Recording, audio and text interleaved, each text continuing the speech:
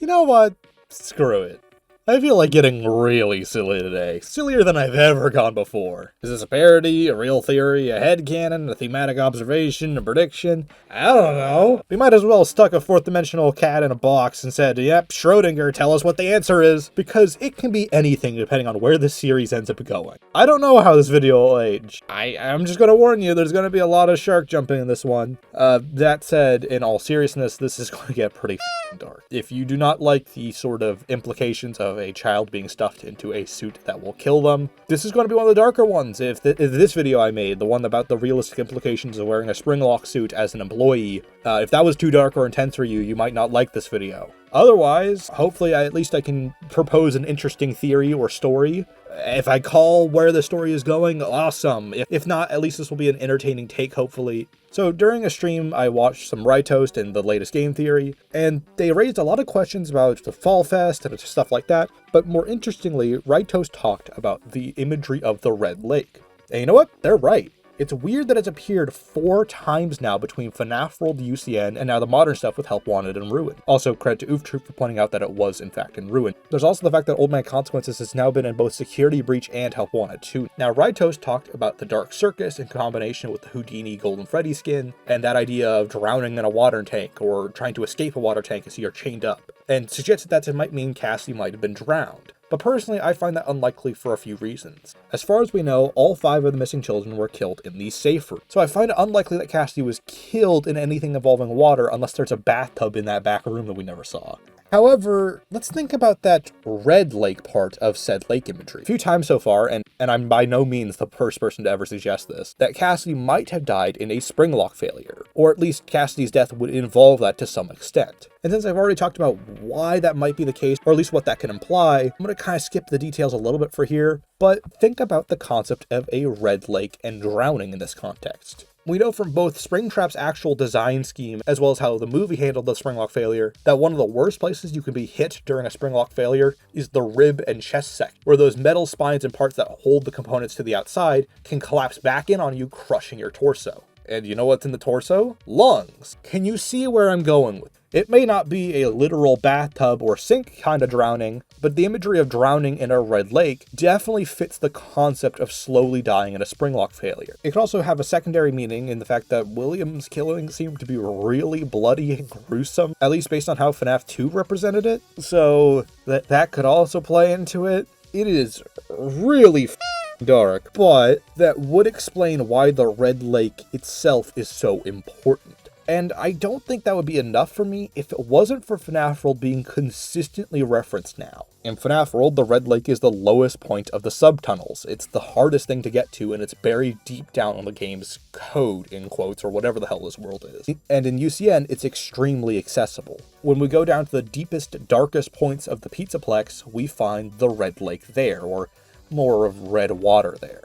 And we also find it fairly accessible in Help Wanted. We have Tangle and Prototype being referenced in Security Breach, along with a living security system that throughout the game we shut down to access the final boss. And we access said systems by glitching through obstacles into an alternate world to interact with various things and objects to get to our end destination. While it's not one-to-one, there's a suspicious amount of thematic overlap between it all. And once again, with Old Man Consequences being directly referenced in the game files, it's enough to make me wonder if this was intentional. While I'm not huge on the lake being tied to Cassidy in the way that, like, this bear is Cassidy or something like that, sometimes to make some interesting theories, you have to play with someone else's toys, if that makes sense. So while I'm unsure what the exact connection is, let's say it does have some level of association with Cassidy for the sake of this weird-ass spitball theory. Interestingly, in Happiest Day, the 5 made minigames aren't for 5 kids, but for setting up the 4 kids. Regardless of how you interpret Happiest Day, we never actually create the Happiest Day minigame itself throughout the events of FNaF World. It just always seems to exist regardless. And since we know FNaF World is intrinsically linked to these minigames, as well as having some way to access these other kids, it's interesting that at this point, the deepest, hardest to reach parts of FNaF World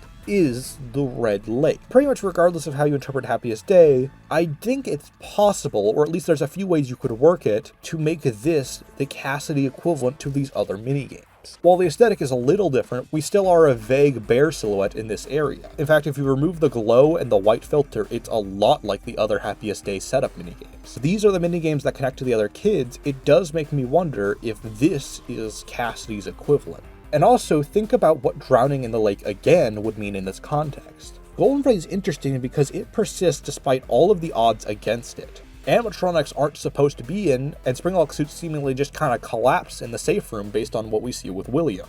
In theory, he should be in animatronic mode for the entire time he's back there, but yet he can't stand up or move after the suit failed. It's only when he's taken out of the safe room that he becomes actionable again. So if Cassidy died in a Springlock failure, that would explain the whole limped over the same way that William can't normally move. Despite being unable to move, despite being trapped in that suit in the safe room, Golden Freddy still is able to haunt people. It's still able to be actionable. It's still able to do whatever the hell this was in FNaF 2. Despite all of the pain Golden Freddy has went through, despite being trapped in that back room, unable to move normally, we still have our threat around.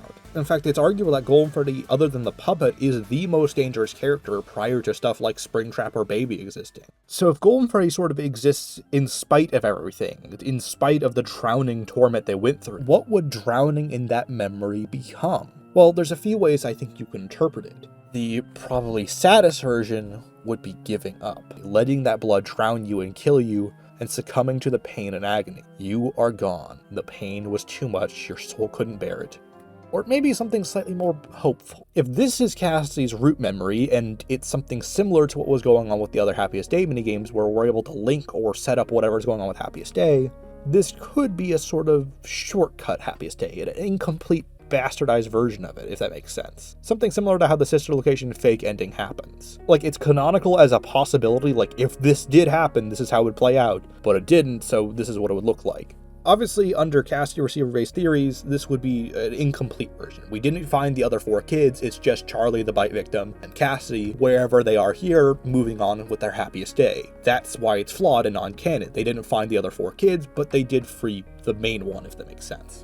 Yeah, under Bite Victim Receiver, it's almost something similar to how the Key story had the whole, like, you choose one instead of choosing everyone. In other words, this would be basically preventing UCN under Vengeful Cassidy, or preventing Cassidy from staying behind for UCN Descent or something like that, and instead letting them completely move on, once again in exchange for abandoning the other 4. It's melancholy, like a half victory. It also potentially could tie into what was happening in UCN. In this case, I'm not really sure if this would be the canon ending or a possible ending, but it could be something similar. Under Cassidy Receiver, it could be Cassidy finally choosing to go back to the lake and address the roots of their own problems, and then going into Happiest Day themselves.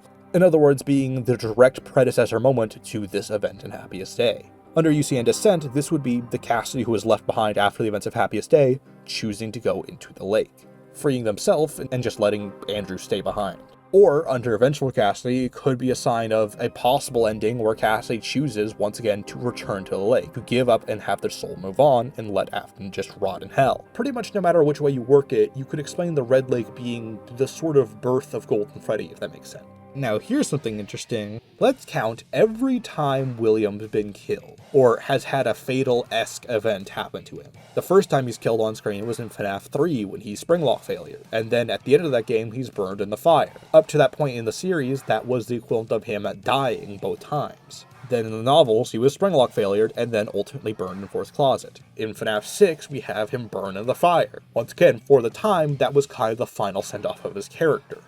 UCN's a little less clear, but that's more of an epilogue aftermath to the fire part in that version. And for bonus points, regardless of what Burn Trap is, he's a character trying to be like William or represent William's concept for whatever reason, and he ends up burning. And finally, the only other way William has ever died other than a Springlock failure or fire was when he was destroyed and fell apart into a lake in Epilogue 7 of Frights. You know what's interesting about all of those? They are either the opposite or direct things that would match up the imagery of Cassidy and Golden Freddy's Springlock failure. Drowning in the lake, being burned to death, the opposite of drowning, and of course having a Springlock failure. This could be an interesting way of establishing the two as being two sides of the same coin.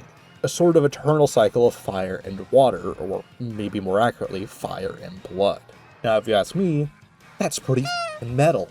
The fire imagery also has an interesting implication when associated with Fall Fest, because Fall Fest is shown to catch fire a couple times. And that made me wonder if Fall Fest is something that happened way before the events of Freddy's, or about at least in the 70s, but with the earliest date we know of in the game line being 1983, presumably sometime before that, so maybe 1979 based on the novel saying that was when Fredbear's was opened. That still is a decent time gap as pointed out by game theory. But where I disagree with game theory is the suggestion that it would be 1983 when the fire happens with Fall Fest. Because here's an interesting proposition I have to offer. Why does Freddy Fazbear's Pizza exist? If it had its origins in Fall Fest, what changed to cause it to become a restaurant chain? And then you have Steelwool saying they want to do a Freddy's origin game set in the early parts of the timeline. But the problem with that is, what would the threat be? What is the conflict in a game set before anything is haunted? Or at least in a time period where minimal things are haunted? Well, let's say we have a game where William is working in a circus for whatever reason, and say that game, after its conflict, ends in, say, Fall Fest burning down. And then in that aftermath, well, if you're an employee working at the circus, either you have to find a new circus to work for, or you find a job in the local area. Maybe a job where you get to use those old characters you worked with. In a way, that could imply William Afton's career, and maybe Henry's as well, literally rose from the fire of Fall Fest. Once they had a company and established everything that was going on there, maybe per se they started their own Fall Fest, and that's what we'd see in the 1983 as well as the seemingly modern version that seems to be around the modern Fazbear Pizzaplex. A Fall Fest game could quite literally explain the origins of Freddy's if Freddy's is born from the ashes of Fall Fest. I still don't know 100% how that would work on a literal level, like what choices you would make or like what gameplay would be like. But if you were to make conflict for a video game, so there's a game to play, that could be one way to approach it. It could also add some bitter irony to William Afton dying via fire. In a way, his career, his power, and everything that came with what he did to Freddy's was born from fire. And that fire needs to be doused by water. The Red Lake. And hey, if we do get a game set in the Fall Fest flashbacks, we could actually do something interesting where it's set in 2 different time periods. Have chunks of the game be set in the flashback. Maybe handle it sort of like the Peter Parker segments of Spider-Man 2 and Spider-Man 1. You're not really doing anything, in quotes, but you are learning a little bit of lore and experiencing a bit of character and maybe some fun minigames along the way. Then maybe we can skip forward to what Cassie, Gregory, and Vanessa are doing, dealing with the Mimic in the present day. We can see how these two affect each other and how one leads to the other. The sort of origin and end of Fazbear Entertainment in one game. Have the flashback storyline end with the fire and have William gain control of the company. And then either do what every FNaF game does and have it end in a fire in the future, or maybe we break the cycle and use the Red Lake imagery to have the Mimic die in water or something like that, or just have water be important. I mean, if the Mimic's even a fraction as dangerous as it was in Tales, it short-circuiting itself in water might be one of the few ways left to really kill it off. Hell, if we want to do the bear in the lake imagery, have Glamrock Freddy tackle him and drag him into the lake. That would fit this drowning imagery. It would explain why we were foreshadowing red water in the events of Ruin, because I mean, like, that water has to come from somewhere, and we know there's a red lake in the Fall Fest imagery in Help Wanted 1, which I know isn't real, but it might be based on real locations. Point is, we could very easily have a lake and have the story end here. If the company arose from the ashes, let it drown in the water. Like I said, total crackpot theory. I have no clue where any of this is going to go. But hey, it makes for a cool thumbnail, I think.